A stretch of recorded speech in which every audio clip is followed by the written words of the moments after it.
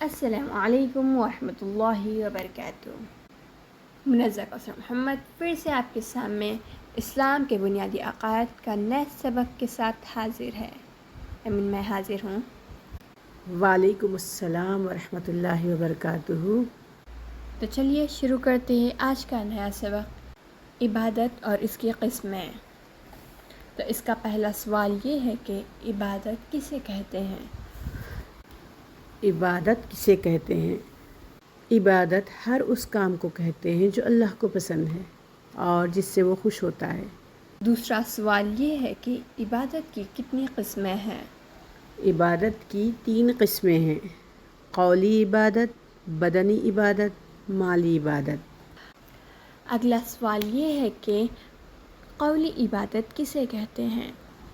قولی عبادت یعنی انسان اپنی زبان سے اللہ تعالیٰ کو یاد کرے، اسے قولی عبادت کہتے ہیں۔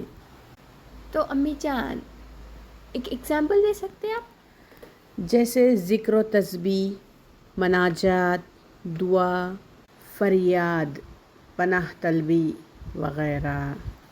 جی سمجھ گئی میں۔ بدنی عبادت کسے کہتے ہیں؟ بدنی عبادت یعنی انسان اپنے جسم سے اللہ کی عبادت کرے، اسے بدنی عبادت کہتے ہیں۔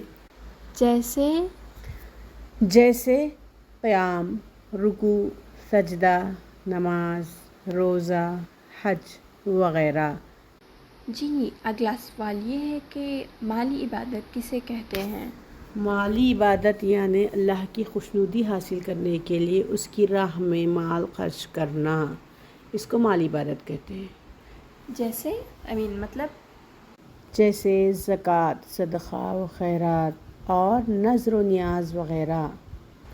اچھا، مالی عبادت کا مطلب یہ ہے، سمجھ آئی۔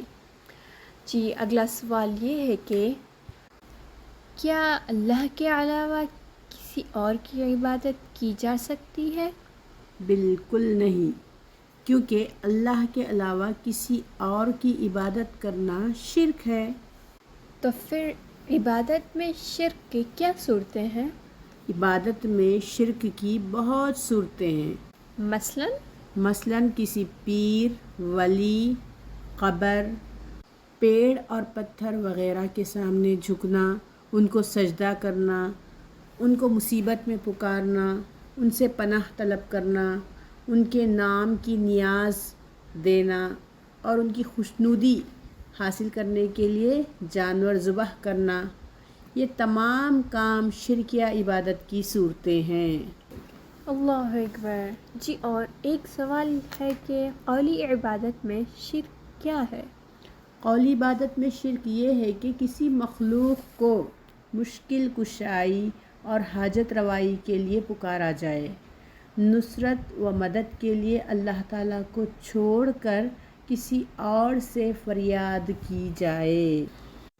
جی تو پھر بدنی عبادت میں شرک کیا ہے؟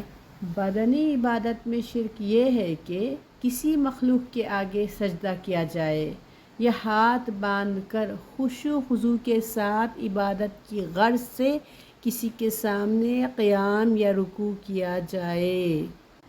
تو پھر بڑوں کے سامنے سر جھکا کر سلام کرنا، یہ بدنی عبادت میں شرک کرنا ہے نا؟ جی بالکل درست۔ جی تو آج کا آخری سوال یہ ہے کہ مالی عبادت میں شرک کیا ہے؟